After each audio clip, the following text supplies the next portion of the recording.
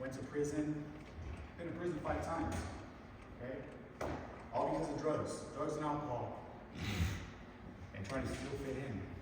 Still trying to fit in. Like, come on, man, you just wasted from 12 years old to 18 and you still want to do this shit?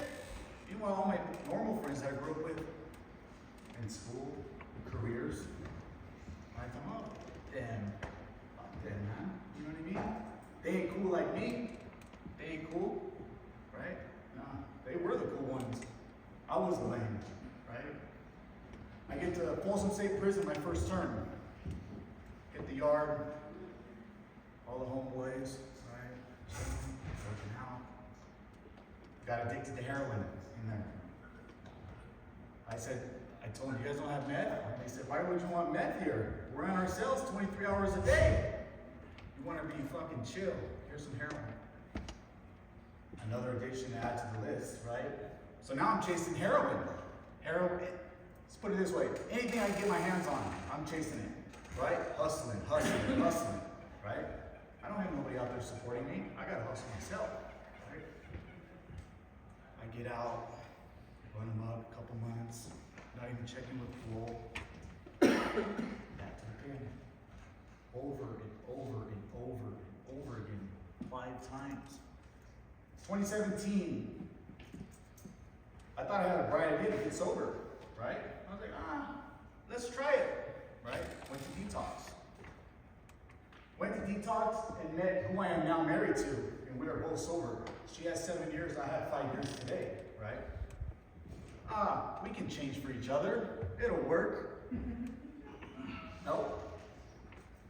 Sure did it. As soon as I didn't graduate that detox. I left early. Went to check on parole the next day, got taken in for 10 days, right? Got out, went to sober living with that chick. Nope, started to get high. And that's when my mother died during that time. Like I said, I wasn't close with my mom, you know, but still, you're not close to your mom and you get that phone call that your mom died, it hurts. It hits, it brings a feeling that you can't experience that when we gave birth to you. You know what I mean? There's already a bond, no matter what if you guys don't get along. That's when I went off the deep end, I guess. You know? Probably my worst rock bottom that I've ever had. You know? Went on a crime spree with my girl, right? Robbing every Macy's or Walmart's, Macy's, just anything, right? We had the bright idea. Oh, let's go to Idaho with your family. They won't know that we're all strung out, right? No, let's just go. We're normal, right? We got a U-Haul van, one of the transit vans. Take the decals off, let's roll, right? We had so much shit in the back of the U-Haul van, right? Stolen merchandise. We hit Macy's during Christmas time, and that didn't go so well, okay? We got busted. Her first time, my 12th, 13th time running to court, right? She does 6 months, and I go right back to the end, right? It's cool. But I still wasn't changing. 2 strikes. 1 more strike, I'm done. That's it, 25 to life. For what? For a little fun? I did about 2.5 years on that one, right? 2.5, 3 years. I get out. More sucked up than when I went in, put it that way, okay? There's a problem. She even said, you're more sucked up than when you went in. What were you doing? Oh, I was working out, doing lots of burpees, right? Bullshit, you were strung out. I was a dope man, okay? Of course I'm gonna get sucked up. It's my dope, right? So she pays for sober living for me when I get out during COVID. Okay? There's nothing popping during COVID. Like, I'm sitting in this house, bored out of my mind, right? Can't get a job. I can't even go to DMV and get my ID to go get a job to stay productive because everything's closed. So what do? Right back to where I know, getting high. So I'm sitting in a hotel and the light went on. Boom. What are you doing? Fuck, what the fuck am I doing? I just got out. I'm already going back, right? So I had a choice. I could sit in that hotel room, get high, go out and do crime, and go right back to prison, and possibly catch my third strike. That's it. That's the end of me, right? Or I can change it. I can change my future right now. Call my officer. Hey man, look, check it out. This is where I'm at. And he tells me, sorry, I can't help you. What do you mean you can't help me? What about all these resources? What about all these programs you can put me in? He says, sorry, due to COVID, we have no resources right now. You're on your own. Be safe and have fun. And I hung up the phone and I was like, what? The only time I don't want to get high right now, he tells me to go ahead. Here's a free pass, right? Oh man, I didn't want to hear that. I wanted him to tell me, sure, come check in tomorrow and I'll take you to the program. Nope. You're on your own, buddy. All right, cool, thank you, CDCR. Thank you very much, right? So I could have sat there and still played the poor me. Oh, they won't help me. Or I can man up and do what the fuck I need to do. Started calling places. The same place where I met my girl took me back in.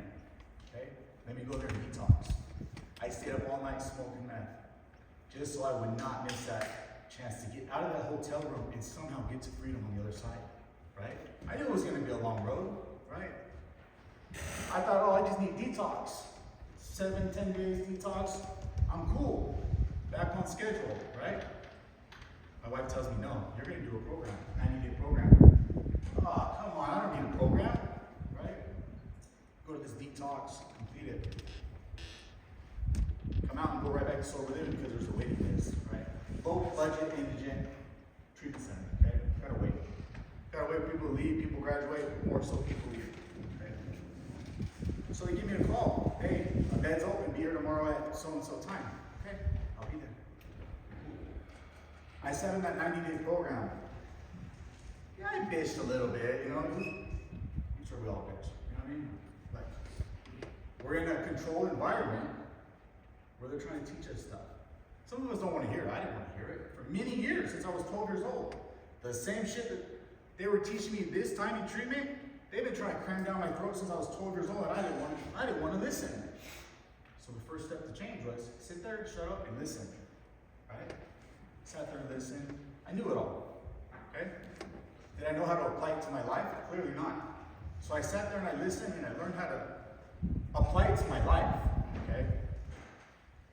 Got out of the program. Back then it was better. COVID was lifted or whatever. I got a job, started working. I worked 12 steps to Alcoholics Anonymous. Okay? Even though I'm not too big on AA anymore, I really don't have a program. AA is what took me and gave me my footsteps in life. You know what I mean? I didn't know who the hell I was. I had to find who I was. Because this whole time I thought I was this big bad gangster, right? Prankster, right? No, I wasn't shit. I was scared is what I was. I wanted to take the easy way out, right? No more easy way out now. I want to be a man. I want to pay my bills. I want to be a part of society, right? It's going to take some work. But you know what?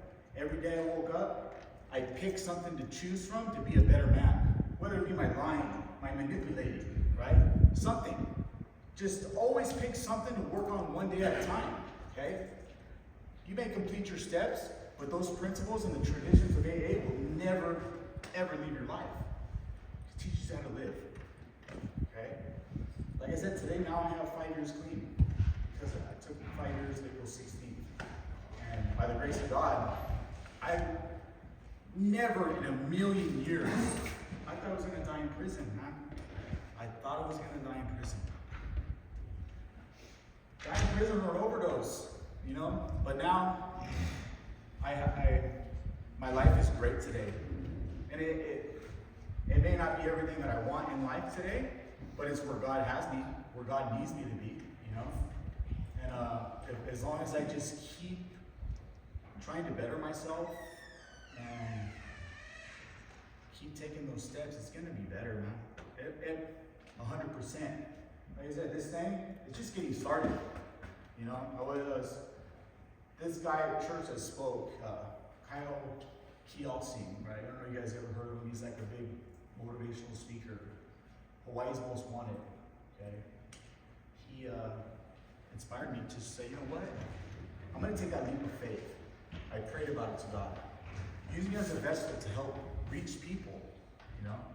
You guys are my first people I'm gonna speak to, right? But you guys can do it, man. I have a thing on my website that says change your mindset, change your choices, and change your future, right? Those two things will change your life completely. And that's what I did. The way my mind worked for many years was, fuck you, what do you got for me? You don't got nothing? Are you lying? I'm gonna take it.